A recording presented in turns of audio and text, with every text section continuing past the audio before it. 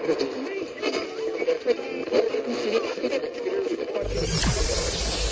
ready for unique, rare, and little-known treasures from the golden age of radio. You're listening to The Amazing World of Radio with Adam Graham. Welcome to The Amazing World of Radio. From Boise, Idaho, this is your host, Adam Graham. If you have a comment, email it to me, box13@greatdetectives.net. We're going to continue our series in Raymond Massey's Abraham Lincoln, and we're going to be listening to a new series of The Amazing World of Radio, and that is The Eternal Light. The Eternal Light was a weekly series put out over the radio and later television by the Jewish Theological Seminary over NBC. The series, throughout the golden age of radio, was primarily an audio drama series, and that continued to be true even after 1962. Although they did also do some panels and discussion programs later on. And I can't speak as to how long radio drama persisted, into the 1970s. The series did a fair variety of different programs. Some would focus on the history of the Jewish people, whether in America or in places around the world. Others would focus on stories from the Bible, and others still would focus on some works of Jewish literature. This particular episode is from that first category. The original air date on it is January the 1st of 1956, and the title is The Man Who Knew Lincoln.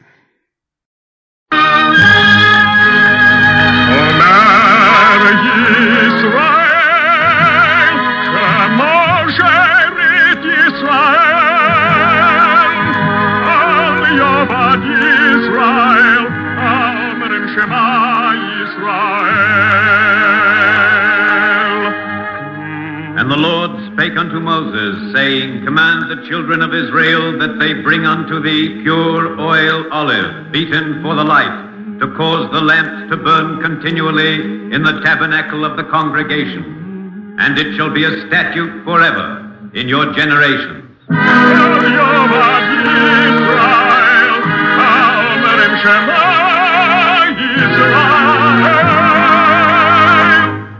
The Eternal Light.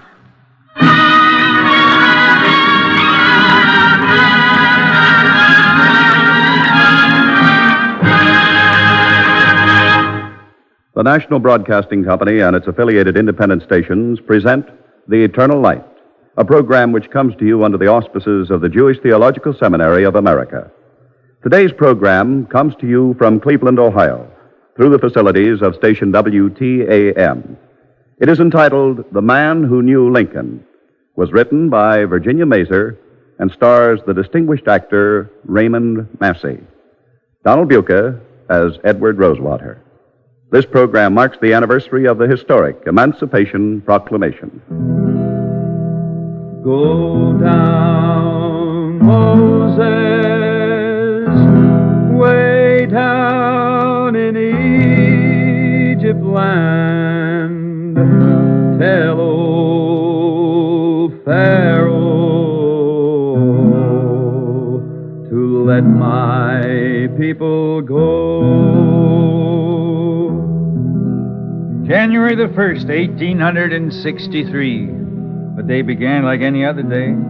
From the White House, we watched the usual wet snow turn into the usual rain. We heard the usual rumble of mule wagons carrying supplies to the army across the Potomac. And we saw the usual number of armless and legless men in blue among the crowds on Pennsylvania Avenue. Yes, on the outside, it was a day like any other dragging, war-weary day. But over at the War Department telegraph office, it was different. We were waiting for something. At last, the door opened, and he came in. He looked old and tired.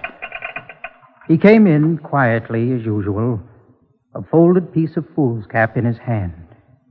This was it. This was what we had been waiting for.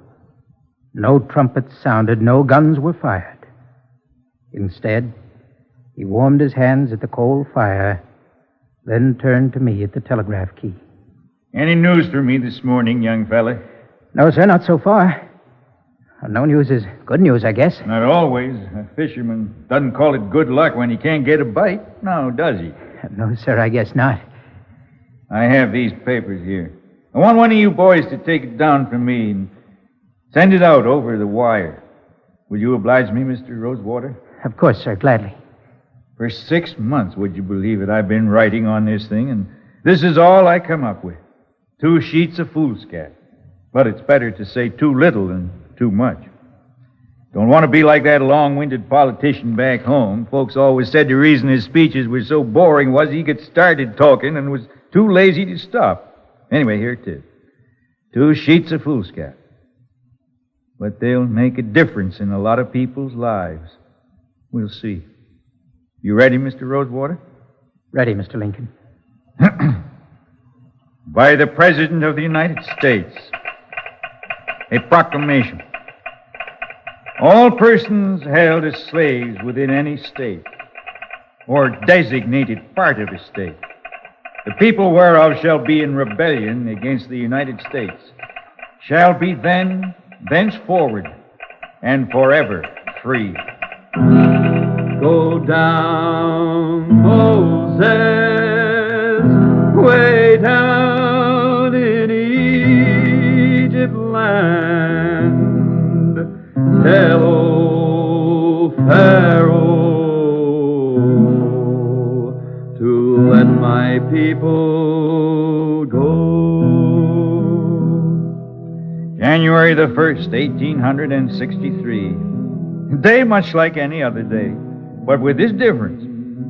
On that day there went out to the land, on wings of wire, the news that a mortal blow had been struck against slavery in the United States. Even as we listened to Mr. Lincoln speak the dry and bone-bare words, we knew that something old was dying. Something new was struggling to be born.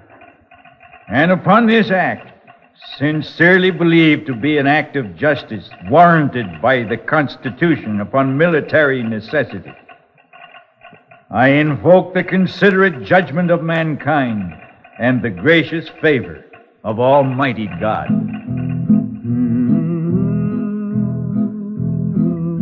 I, Edward Rosewater, 22, an immigrant Jewish boy from Cleveland, Ohio, by way of Buckawan, Bohemia, was the telegrapher who telegraphed the Emancipation Proclamation to the world.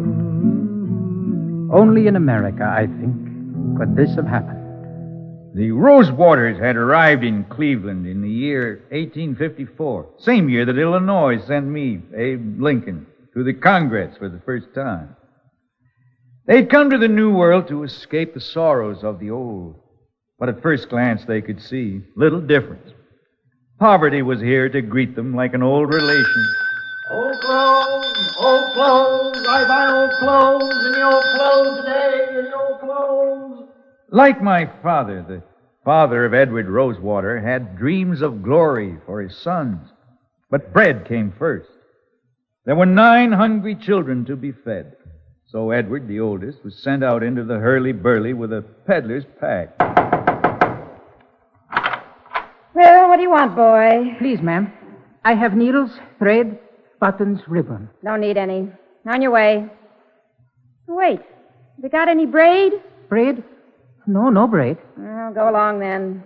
Oh, lady, you want braid? I bring braid. I bring it tomorrow.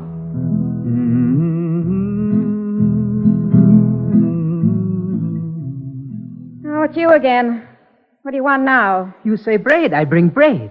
What? You little numbskull. You brought me a loaf of bread.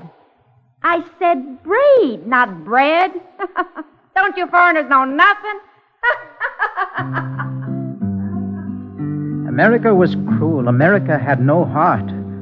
Why had we swapped Buckawan for Cleveland? Here I was a drop in the bucket, a cipher, a nothing. But wait, perhaps I was wrong. Perhaps Cleveland did have a heart. You are wrong, Edward. You haven't given America a chance. You're in such a hurry.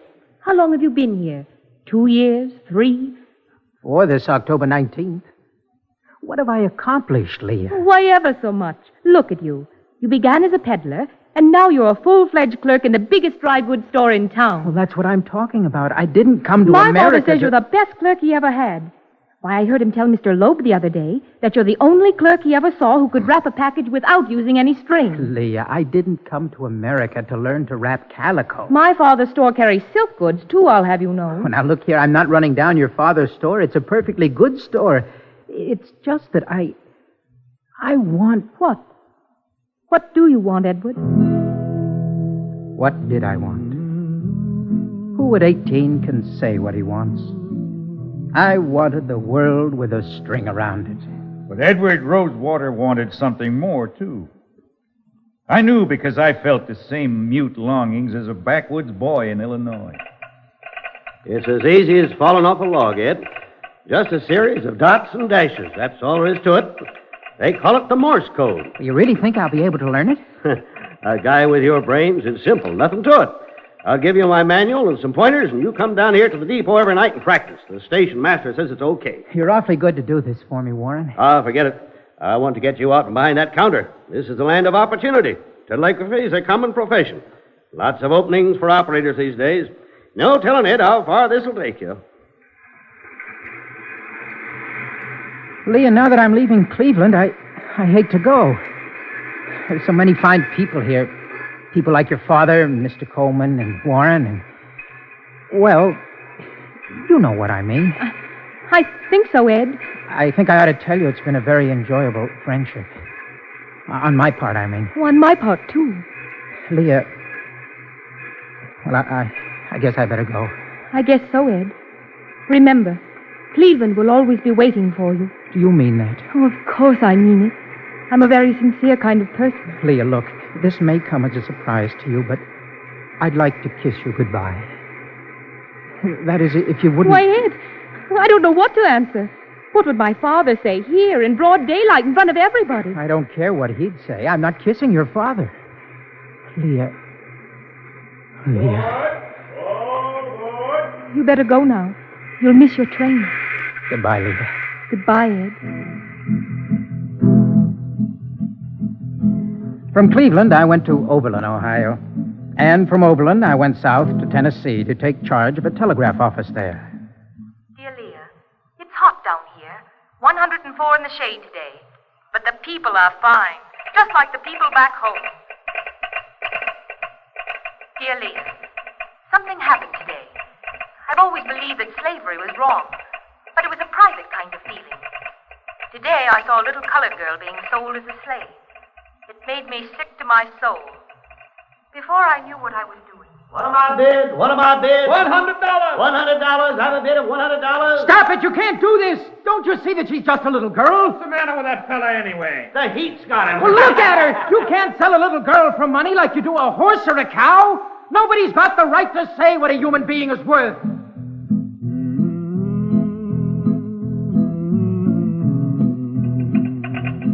Hey, Ed Rosewater. Can I talk to you for just a minute? Sure, come in, Bert.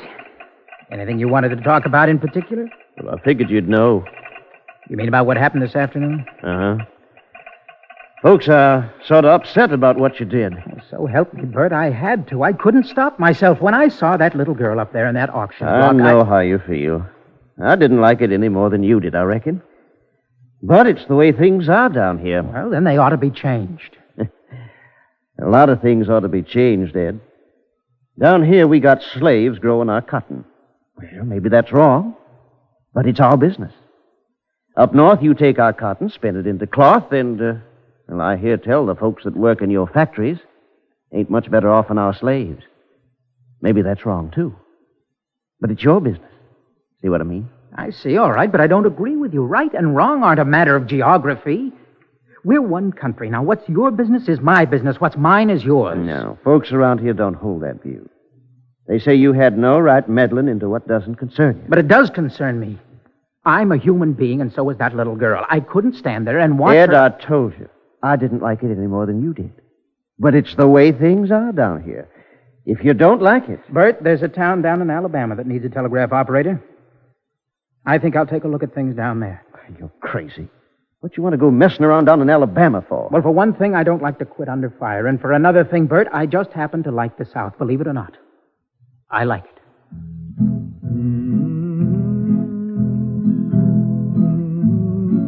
The year was 1860. In Alabama, seed time went and harvest came.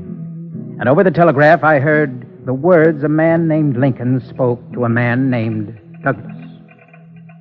When the white man governs himself, that is self-government. But when he governs himself and also governs another man, that is despotism. No man is good enough to govern another man without that other man's consent. Rosewater, those are fighting words you just took down. Mind you, if this fellow that calls himself Abe Lincoln is elected president... We sat in the telegraph office waiting for news of the election. We sat on a volcano. Mind you, if this fellow Lincoln is elected... Outside on the station platform that night, a carload of slaves had been rolled onto a siding. Out there in the darkness, I could feel their very presence. You gotta travel that lonesome valley. You got to go there by yourself. Ain't nobody here gonna do it for you. You gotta travel that lonesome valley by yourself.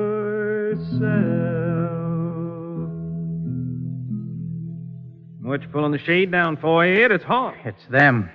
I'm ashamed. Oh, shucks, that ain't no way to talk. They're happy. They wouldn't always be singing if they weren't happy. It's wrong, wrong, wrong. Can't you see how wrong it is? Now, look, you read the Bible. What about this?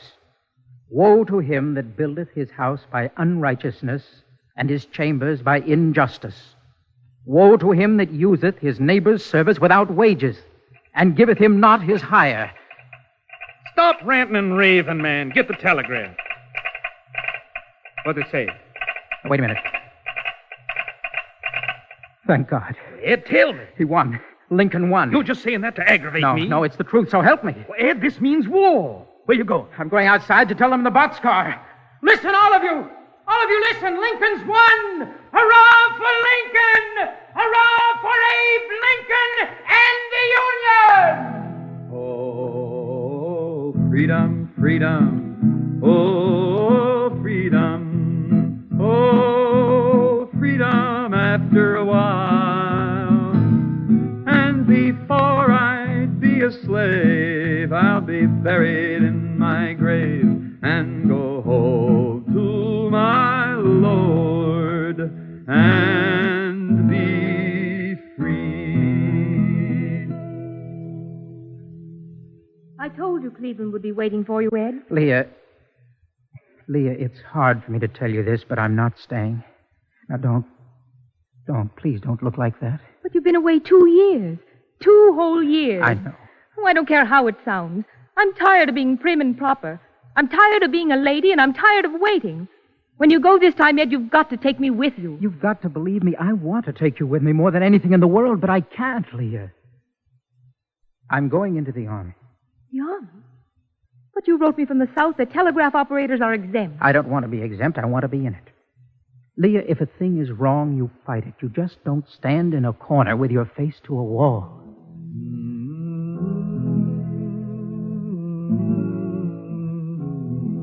No one can tell you what a war is like. No one. But Ed Rosewater was soon to learn. With the army of General Fremont, he crawled on hands and knees through the blood and the mud of the West Virginia wilderness. My job was to lay telegraph lines that would keep our forces in communication with other commands. From Fremont, I was assigned to General Pope. From Pope, I was sent to report to General McClellan's quarters at Manassas. After Manassas came reassignment to the telegraph office in Washington. Dear Leah, you know how disappointed I was to be removed from the field. But there may be compensations.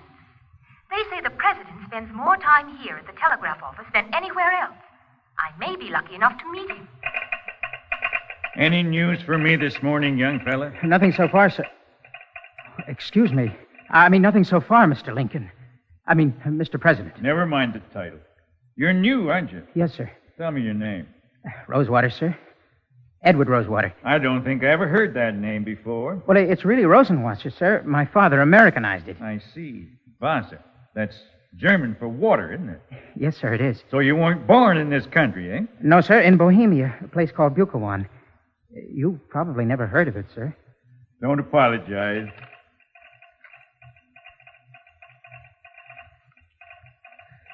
He would come over from the White House wearing his carpet slippers and an old shawl thrown around his shoulders.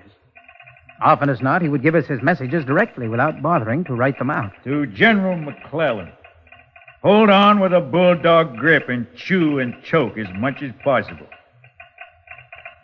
Signed, A. Lincoln. To General Pope, Bull Run, which side of the creek are you on? A. Lincoln. You know, young fella, that telegram I just sent reminds me of the old woman whose pig got loose and ran around the creek. She and her husband lit out after him. Do you see him, husband? Which side of the creek is he on? I don't know, wife, but I think he's on both sides. Early that summer of 1862, we asked one day for a pencil and some sheets of foolscap. I got some ideas I want to try out on paper. I don't know if they'll amount to anything much. Maybe like shooting at the moon with a slingshot. But we'll see. Every day he would sit for an hour or more, his forehead wrinkled in concentration, and every night what he had written was locked in the old iron safe in the corner of the telegraph office. Eventually, we began to suspect the subject of his endeavors. What do you think about slavery, son? I'm against it, sir. So am I. But you wouldn't know it to read the newspapers. The abolitionists say I've betrayed them. They want a proclamation of emancipation right away. Wherever I go, there are Mr. Sumner, Mr. Stevens, and Mr. Wilson to haunt me. They are my Shadrach, Meshach, and Abednego. But I won't let them push me into anything premature. This subject is on my mind day and night more than any other. But emancipation without a military victory to back it up would be a meaningless act. All through that desperate summer, they had locked away in the safe in the telegraph office those 2 pieces of foolscap that the whole land was waiting for. Our losses continued to be heavy. There was the second Bull Run, Fredericksburg. 13,000. That's what it says, sir, 13,000. You know what that means? Yes. 13,000 men killed. War. It's awful, awful war.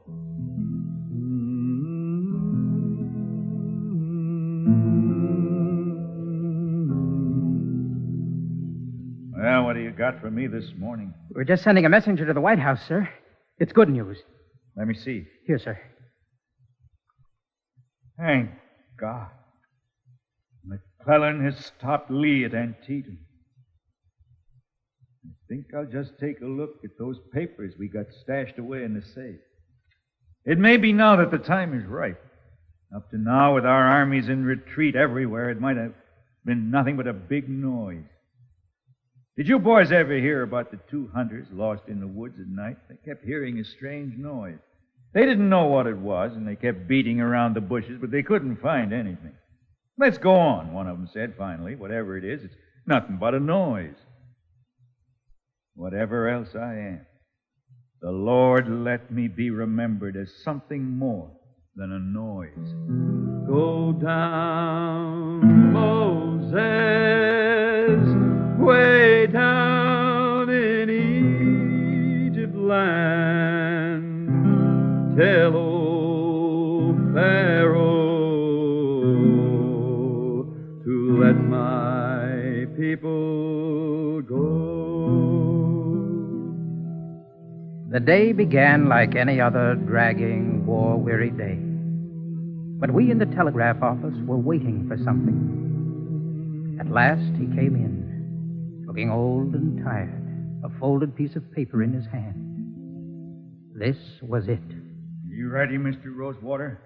Ready, Mr. Lincoln? By the President of the United States, a proclamation. All persons held as slaves in certain designated parts of the United States, the people whereof shall be in rebellion against the United States. Many things happened to a man in the course of his lifetime. I, Edward Rosewater, was to go back to Cleveland and to marry Leah Coleman. Later, I would go west to Omaha and found a newspaper. I would serve in the legislature of that state for many years, fighting always as best I could for the rights of minority groups in America. I was to introduce bills providing institutions for the deaf and dumb and blind in Nebraska. And in the city of Omaha, I would help to found and build the first Jewish hospital in that state. Yes, many things happened to a man in the course of his lifetime. But of all the days of my life, this one day stands out above the others. Something old began to die that day, and something new began struggling to be born. It is still a borning. And upon this act, sincerely believed to be an act of justice, warranted by the Constitution upon military necessity, I invoke the considerate judgment of mankind and the gracious favor of Almighty God. Oh, freedom, freedom, oh, freedom, oh, freedom after a while. And before I be a slave, I'll be buried in my grave and go home to my Lord and be free. If you would like a copy of today's script, please send your name and address with 10 cents to cover the cost of postage to the Jewish Theological Seminary of America, 3080 Broadway, New York 27, New York. And now we take great pleasure in presenting Judge Albert A. Waldman, Judge of the Juvenile Court of Cleveland. Judge Waldman. Abraham Lincoln has been acclaimed as the supreme American. To free men throughout the world and to myriads longing to be free, Lincoln is known as the saint of democracy. Therefore, everything pertaining to the immortal emancipator is of the greatest importance. The newly discovered diary of Edward Rosewater, the Jewish immigrant boy who became War Department telegrapher, to whom President Lincoln entrusted the dispatching of his epoch-making Emancipation Proclamation to the world, constitutes a unique addition to our knowledge of the great Civil War leader. Edward Rosewater knew Lincoln. His was the historic opportunity to meet him frequently, to talk to him, and to observe him during moments of disaster and times of triumph, as, wrapped in a shawl and wearing carpet slippers, the worried president visited the War Department telegraph office to receive news from the battlefronts. On this 93rd anniversary of the Emancipation Proclamation, which Edward Rosewater flashed to the world at President Lincoln's request, we cannot help but pray that the time may not be far distant when another Abraham Lincoln may come to enunciate a world proclamation, to emancipate all mankind from the slavery of fear, hate, intolerance, and man's inhumanity to man, that at long last men the world over may live as brothers, with malice toward none, with charity for all. Thank you, Judge Waldman. Our Eternal Light drama today came to you from Cleveland, Ohio, through the facilities of station WTAM, and was entitled The Man Who Knew Lincoln, written by Virginia Mazer. Cantor Robert Siegel sang the liturgical introduction. Featured in the cast were Raymond Massey as Lincoln, Donald Buca as Edward Rosewater, and balladeer and guitarist was Tom Glazer. Today's program was based on the Rosewater collection of manuscripts in the American Jewish Archives of the Hebrew Union College in Cincinnati, Ohio. This has been an NBC radio production directed by Stuart Buchanan Bill Mayer speaking. This weekly transcribed program is presented under the auspices of the Jewish Theological Seminary of America. This is the NBC Radio Network. Welcome back. An interesting story from the Journal of Edward Rosewater, and provides some good insight into the process of Lincoln writing the Emancipation Proclamation and the reasons that he had for it. It also speaks to the quality of Lincoln's character. There are some people who, if they get power, essentially act like they have arrived as big shots. And then at the other end of the spectrum, you have Lincoln, who builds relationships with these men working in the telegraph department, and connected with this telegraph operator to such a degree. It also points out why Lincoln is such an inspirational figure, because the idea of Lincoln is that wherever you start in America, you can rise as high as your talent, courage, and perseverance will take you. One minor correction: the story said that 1854 was the year that Abraham Lincoln was first elected to Congress. That was actually 1846. So that parallel is not quite accurate, but the story itself is really solid, and it's a great incident. And I hope you've enjoyed it. Join us back here next Sunday, and we will have the next installment of our Abraham Lincoln series. If you do have a comment, email it to me, box13@greatdetectives.net. From Boise, Idaho, this is your host, Adam Graham, signing off.